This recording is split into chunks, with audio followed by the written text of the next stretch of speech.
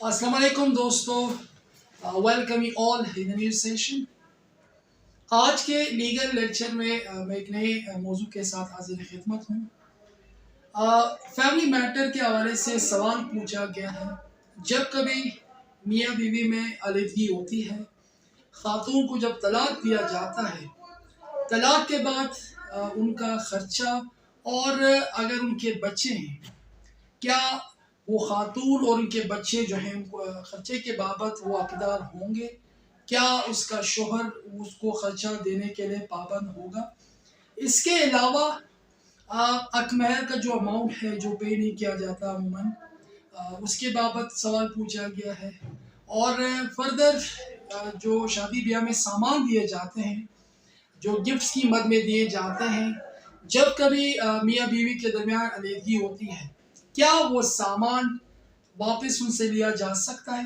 तो इन तमाम पॉइंट्स में मैं बात करूंगा, आप मेरे साथ रहें। सबसे पहले जब कभी अलीदगी होती है, जब कोई शख्स शोहर अपनी वाइफ को तलाक देता है, यकीनन जैसे मैंने पिछली वीडियो में कहा, तलाक एक लीगल राइट तो है, मगर अल्लाह के नज़दीक बड़ा नापसंद करने वाला अमल है, जिसकी वजह से जो एक पूरी फैमिली है वो बुरी तरह मुतासिर होती है।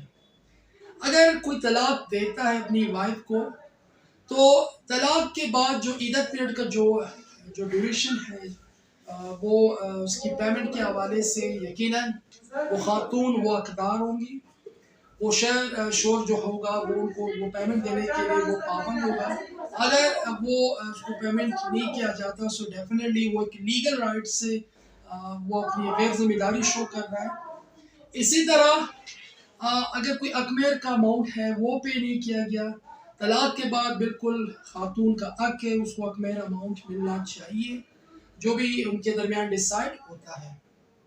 मज़ीद ये कि बच्चों के हवाले से खर्चा बड़ा प्रॉब्लम चलता है। फॉर एग्ज़ाम्पल, अगर बच्चे छोटे हैं, कस्टडी का जो मैटर है वो पेंडिंग में है, माँ के पास बच्चे रहते हैं, तो इस दौरान जो भी टाइम पीरियड होगा, जो उनका वालिद होगा वो पाबंद होगा, उन बच्चों को खर्चा वो पे करेगा।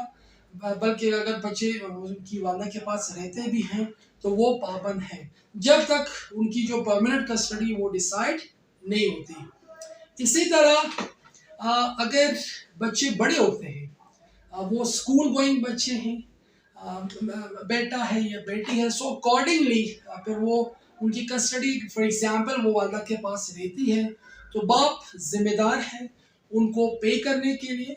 अब अमूमन लोग पूछते हैं कि कितनी पेमेंट उन्होंने करना होगी, उसके हवाले से डिफरेंट जजमेंट्स भी हैं। कोर्ट उसके बाप की जो माली हैसियत है उसको देखते हुए, दूसरी बात as per the need of the child, जिनकी जो बच्चों की ज़रूरत होती है उसके मुताबिक बाप पाबंद होता है इनको पे करने के लिए। फॉर एग्जांपल, हेल्थ फैसिलिटीज़ है वो उन्होंने प्रोवाइड करनी है। सिमिलरली स्कूल के हवाले से अगर कोई फीस वगैरह है तो बाप ने पे करना है। तो ये वो मेंटेनेंस के हवाले से है। सेकेंडली, परमानेंटली अगर उनकी कस्टडी डिसाइड होती है, वो तो मैटर ऑफ एविडेंस है, अगर वो बाप के पास बच्चे जाते हैं या वालदा के पास, so that could be decided later on somehow. अब इसी तरह डिफरेंट जजमेंट्स हैं, उसमें ये भी मुख्तलिफ अदालतों के फैसले आए कि जो शोर होगा वो वाइफ को इवन इस तरह की भी जजमेंट्स है जिसमें 30 साल का जिक्र है कि 30 साल तक की उसकी मेंटेनेंस वो पाबंद है वाइफ को बच्चों को देने के लिए। इसी तरह उसमें बच्चों की तालीम के हवाले से वो पाबंद होगा उसे पे करने के लिए। अब एक और सवाल पूछा गया है, जैसे कि सामान जो गिफ्ट्स मिलते हैं, जो खातून को डिफरेंट गिफ्ट्स शोहर की जानिब से या उनकी फैमिली की जानिब से गिफ्ट्स मिल सकते हैं, जो मिलते हैं, क्या वो गिफ्ट्स वापस लिए जा सकते हैं जब अलहदगी होती है, तलाक होती है? अब कानून में इस तरह है, जो भी चीज़ खातून को शादी के मौके पे मिलती है तो उसकी वो ऑनर बन जाती है, वो सामान आप क्लेम दोबारा नहीं कर सकते हैं। इवन अगर उनकी मतलब ससुर की जानिब से जो चीज़ें मिली हैं, जो भी उनके फैमिली मेम्बर की जानिब से, तो वो सामान खातून का ही हक होगा। तो ये वो सूरत हाल है जिसके बाबत ये बड़ी पाबंदी करना लाजमी है। और इस तरह के मामला ये फैमिली अदालतों में चलते हैं। समरी ट्रायल है।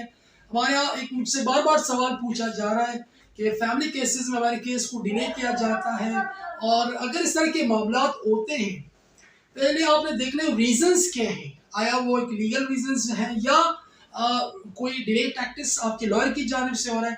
अगर आपकी लॉयर की जानिब से कोई इस तरह के मामलात होते हैं तो आप अपना लॉयर चेंज कर सकते हैं, इस मामलात को आप देख सकते हैं। बट एनीवेज ये एक समरी ट्रायल है, इसको टाइम पे डिसाइड होना चाहिए। तो दोस्तों आज का लेक्चर यहाँ तक। अगर आप कोई क्वेश्चन वगैरह पूछना चाहते हैं तो बिल्कुल आप कमेंट सेक्शन में क्वेश्चन पूछ सकते हैं। So thank you so much for watching me.